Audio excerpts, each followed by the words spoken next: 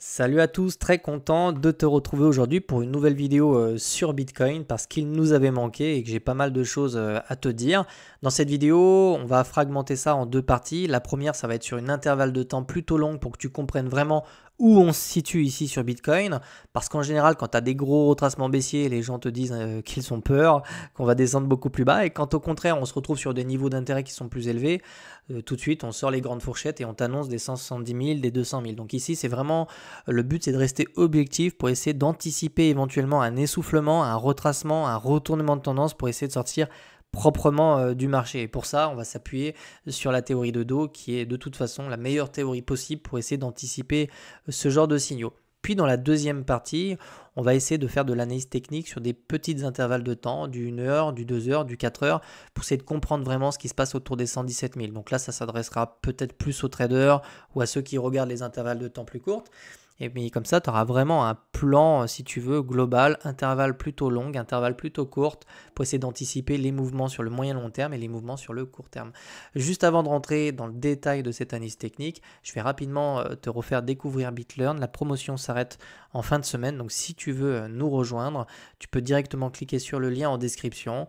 Tu auras accès donc à la plateforme, au Discord, donc il n'y a pas d'abonnement, hein, c'est un accès à vie après. Tu as accès également donc aux insights qui te permettront, ça au passage, tu peux déjà aller consulter le travail de tous ceux qui sont sur BitLearn. Ça te permet de voir un petit peu les différentes analyses techniques qu'ils ont pratiquées sur la plateforme parce que rien ne remplace vraiment la pratique. C'est vraiment le seul moyen d'apprendre et c'est pour ça que j'ai fait développer des outils sur mesure sur BitLearn pour que tu puisses vraiment pratiquer. Tu auras également un petit accès formation ici, tu cliques dessus, donc tu n'as pas besoin de te loguer, hein.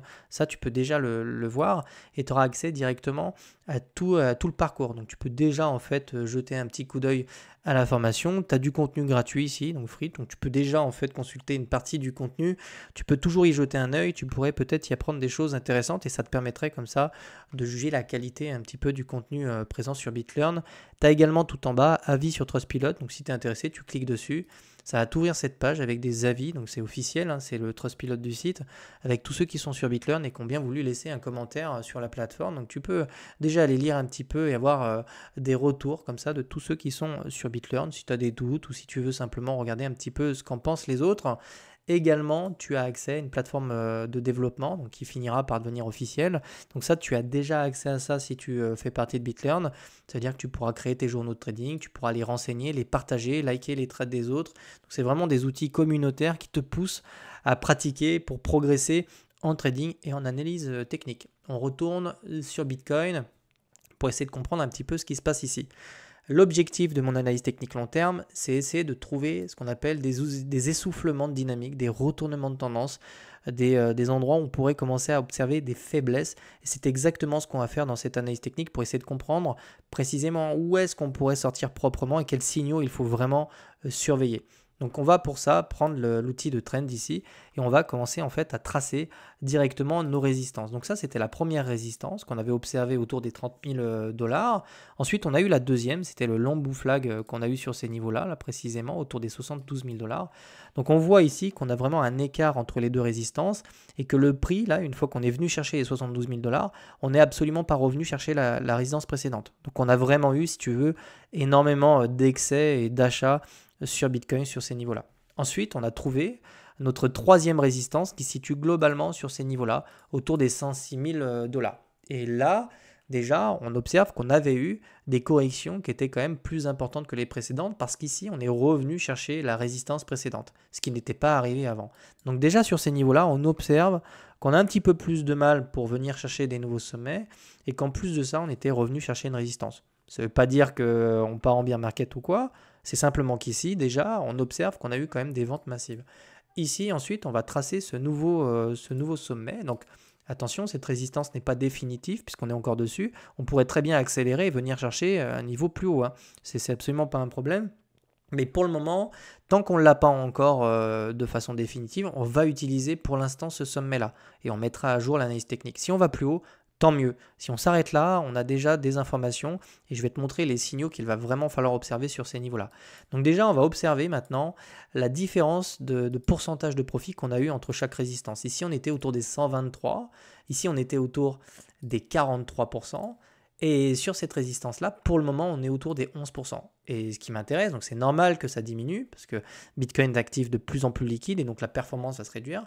Mais ici, ce qui va vraiment nous intéresser, on voit déjà qu'on a une diminution de la profitabilité en fonction et au fur et à mesure du cycle qui s'écoule, ce qui est normal. Plus on va monter, plus on va avoir des prises de profit éventuelles, et plus on est susceptible d'avoir à un moment donné des corrections, parce qu'en fait, les vendeurs vont devenir plus forts, plus importants, plus nombreux que les acheteurs.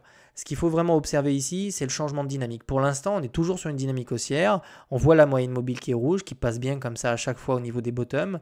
Tant que cette moyenne mobile nous permet de nous poser comme ça dessus, nous sommes toujours sur une tendance haussière. Tant qu'on ne revient pas chercher sous des résistances précédentes, nous sommes toujours en tendance haussière. Donc là, c'est le premier truc qu'il va falloir observer. C'est que, ok, la volatilité ici a l'air de diminuer, on le voit ici, c'est beaucoup plus petit à chaque fois qu'on avance dans le cycle, mais tant qu'on ne revient pas ici chercher une résistance précédente, donc là la résistance précédente, ce serait celle-ci, je vais te mettre ça en rouge pour que tu comprennes vraiment, on n'a pas de retournement majeur. Par contre, si ici on a du mal à casser les 120 000 et qu'on revient chercher sous le support ici, qu'on réintègre la résistance précédente, alors on a notre premier signal auquel il va vraiment falloir faire attention. Parce que si on a quelque chose, donc là on va commencer à spéculer, mais dans ton esprit, je veux vraiment que ce soit très clair. Si toutefois on avait par exemple du mal à passer les niveaux qui sont là et qu'on revenait chercher la résistance précédente, on aurait forcément un rebond sur ces niveaux-là. On pourrait très bien revenir chercher un ATH et puis se faire rejeter juste au-dessus. Et on verrait en fait qu'on est ici en train de clairement d'inverser cette dynamique parce que le support commencerait à être plus bas que les précédents et les résistances commenceraient à être plus bas que les précédentes. On aurait une profitabilité qui diminuerait encore. C'est vraiment ici qu'il va vraiment falloir se poser les bonnes questions parce que quand ça va arriver, parce que ça finira par arriver comme c'est arrivé sur tous les cycles, on devra en fait se préparer ici à sortir proprement sur des rebonds techniques. Donc c'est vraiment très important. On pourrait avoir une dernière chasse sur un sommet. Ça arrive très fréquemment sur des périodes de distribution parce qu'on met du temps. C'est vraiment revenir chercher une résistance précédente et passer clairement dessous. Ça, c'est pour moi, c'est le premier signal, le red flag ultime sur lequel moi, je commencerai en fait à me positionner en vente, en distribuant tranquillement sur les prochaines résistances. Et je préfère faire ça que de rester coincé dans un cours qui se retourne. Donc pour le moment, on n'a absolument pas de red flag. On a juste ici une petite faiblesse parce qu'on a l'impression d'avoir un petit peu plus de mal à aller chercher des nouveaux sommets, bien que cette résistance ne soit pas définitive, on peut très bien aller chercher plus haut. C'est ça que tu vas devoir surveiller dans les prochaines semaines, dans les prochains mois. C'est ce retournement qui fait qu'on vient casser une résistance précédente.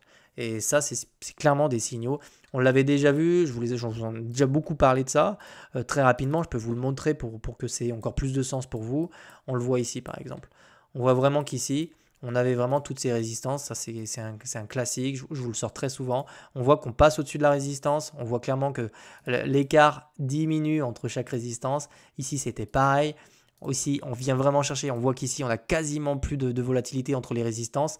On vient ici réintégrer sur ces niveaux-là la résistance précédente et là on vient quasiment casser le support qui était là. Donc on sait sur ces niveaux-là qu'on avait un retournement de tendance. C'est ça que je suis en train de vous parler. C'est vraiment pour ça que je suis en train de faire cette théorie ici, en train de vous tracer les résistances et les supports pour vous expliquer ici, hop, en repassant en weekly, que c'est vraiment ma boussole, ma grille de lecture. C'est vraiment ce qui se passe sur ces niveaux-là, sur des échelles de temps qui seront beaucoup plus longues parce que Bitcoin est un actif maintenant extrêmement liquide. Voilà pour le petit topo long terme. Donc pour l'instant, oui, on a une volatilité qui tend à réduire. Oui, on a des divergences quand même qui font un petit peu peur. Mais non, cette dynamique pour l'instant n'est pas encore baissière. Elle ne se retourne pas encore. On a toujours encore un petit peu d'espace pour venir chercher éventuellement un sommet un peu plus long. Ou même si on retraçait là, je pense qu'on aurait de toute façon un retour sur les niveaux actuels pour venir chasser les dernières liquidités. Donc tu vois, sur Bitcoin, tu auras... Le marché te laisse souvent une porte de sortie, quoi qu'il arrive à un moment donné. Même si tu as une correction et que ça se retourne, le marché, je t'assure, il te laisse toujours une porte de sortie à un moment donné.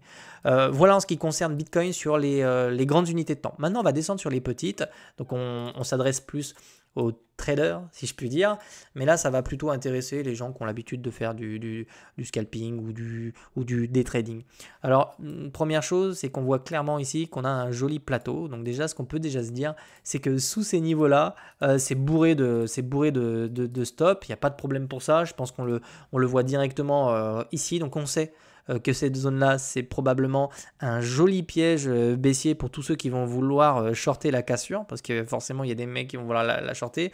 Donc, à mon avis, ça aurait du sens, si tu veux, pour moi, qu'on vienne, alors je te le mets là comme ça, mais peut-être qu'on va consolider encore un petit moment, mais ça aurait du sens pour moi qu'on vienne vraiment chercher un petit peu profondément les niveaux qui sont là pour vraiment récupérer ensuite le support. Ici, il y a probablement un joli piège, je le vois parce que, on a beaucoup de liquidités sur ces niveaux-là.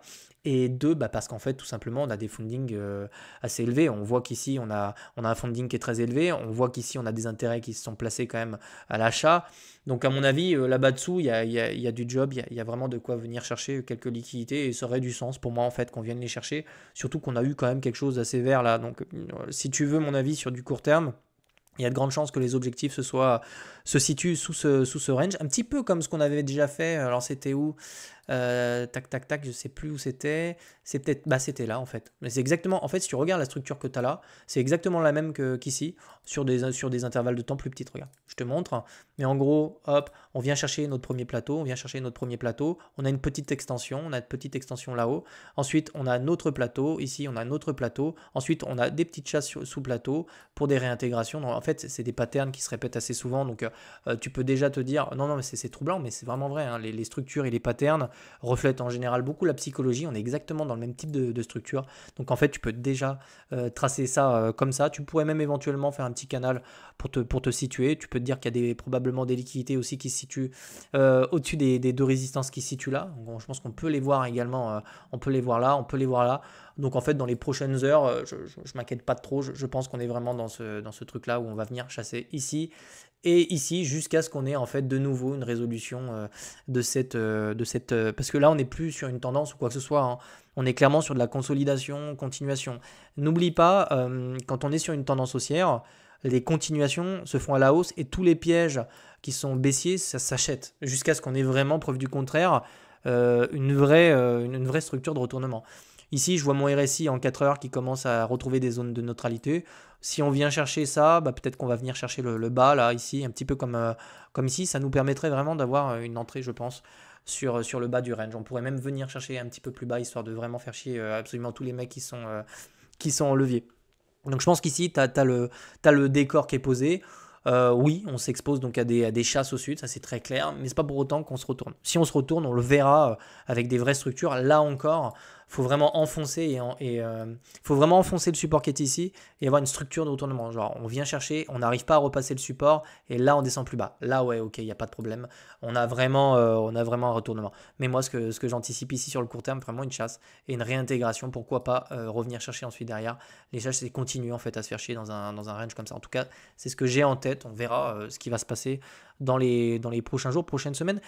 Petite chose aussi en plus à vous dire aujourd'hui, on commence à avoir des petits outflows. Alors c'est pas significatif compte tenu de ce qui est rentré sur Bitcoin, on a eu des milliards.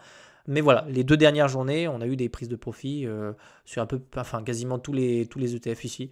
Donc c'est à signaler, c'est pas énorme, hein, mais ils sont là. Et sur Ether, on empile toujours des journées vertes. Alors on peut rapidement parler d'Ether. Alors Ether, il est exactement en fait dans quasiment le même truc. Ici, il y a probablement, hop, je vais vous montrer, hop, pardon, je vais supprimer ça. Ici, on est probablement dans le même cas. Je pense que sur Ether, ici, on a probablement une jolie chasse à faire. Je vois vraiment le truc qui descend. Alors, on va essayer de passer peut-être en 1 heure, ça se voit peut-être bien. Mais ouais, sur 1 heure, on voit bien ici, on revient. Alors là, on est sur carrément presque on est quasiment sur une div. Hop, je vais te montrer ça, je vais mettre ça en vert. On est quasiment sur une div haussière cachée. On voit, on vient chercher vraiment des plus bas sur Ether. Donc plus bas. On vient chercher la zone de survente sur du 1 heure. On s'approche dangereusement d'une zone dans laquelle ici, on va rencontrer pas mal de liquidités. Donc en fait sur Ether, je ne serais pas surpris qu'on vienne vraiment un peu purger pour essayer de retrouver les niveaux qui se situent au-dessus. Donc ici pareil, hein. On vient chercher la zone de survente, on vient chercher le support. Donc si on vient au passage, si on vient casser ce niveau-là, ça veut dire qu'on l'a cassé probablement sur BTC, sur les niveaux qu'on a vus tout à l'heure. Donc c'est le même cas sur Ether. On est coincé plus ou moins, ouais, je pense qu'on est coincé, on est coincé entre ces deux bornes visiblement. On a vraiment des résistances qui se situent là, même un peu plus haut comme ça. Et l'objectif, c'est toujours des chasses de part et d'autre. Donc ici, le fait de voir une divergence haussière cachée m'invite à penser que ce mouvement n'est peut-être pas forcément terminé sur Ether et que si on vient chercher le support sur BTC, on viendra chercher sous le support sur Ether et derrière, on a de grandes chances d'essayer d'avoir une continuation. C'est normal en fait qu'on ait à un moment donné quelque chose de baissier. D'ailleurs, on a aussi, hop, petite information, on a ces deux résistances qui peuvent servir. Donc vraiment, si on a cette chasse qui se fait dessous, il y a peut-être une moyen qu'on revienne chercher la trend et qu'on la casse derrière. Surveille surtout la trend et la réintégration sous support si on vient la chercher. Donc je pense que c'est le topo, il est posé. Effectivement, à un moment donné, on va corriger. On est sur quelque chose de très très haussier. J'ai fait une vidéo déjà sur Ether pour vous en parler, donc tu peux la regarder. J'ai à peu près fait le tour, tant au niveau des prises de profit que des structures, etc. Donc pour l'instant, je pense qu'on est vraiment sur ces niveaux-là avec des chasses aux liquidités qui se situeraient plutôt au sud compte tenu des effets de levier. Je commence à observer notamment sur Bitcoin. Donc je pense qu'ici, tu as quand même un bon topo sur Bitcoin. On va continuer à mettre à jour cette analyse technique en fin de semaine.